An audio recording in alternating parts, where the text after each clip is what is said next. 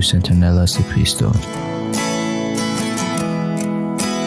Today's title for March 31st, The Power of Prayer. If you believe, you will receive, and whatever you ask in for prayer. I was really excited. I was in Florida at camp at Kauku'a with a group from the Mount Pixel Academy at the Southern Union's annual youth fair. It was my first time going, and I had looked forward to this week for a long time. So many of the kids who had gone before had told me that they had all the fun and they had just years and past. Getting to be at the camp was able to swim, drive go-karts, and play football with kids, but from all the other academies represented was half of the fun. Also, I knew I was probably growing spiritually as I was there, and as I was leaving the first night's meeting, my phone rang, and it was my dad. He told me a little hesitantly that my mom had been to the doctor for a checkup, and the doctor diagnosed her with a form of breast cancer. I talked and I prayed with my close friends, and I also prayed for the school chaplain because deciding of the issue aside and continued the week as if nothing was wrong. I forced what I had found out to be in the back of my mind and continued with my activities. When I finished telling them, each person laid a hand on my head and said a special prayer for my mom. I really appreciated the spiritual support that evening, and not much more than a month later, my mom was declared cancer-free after a successful surgery.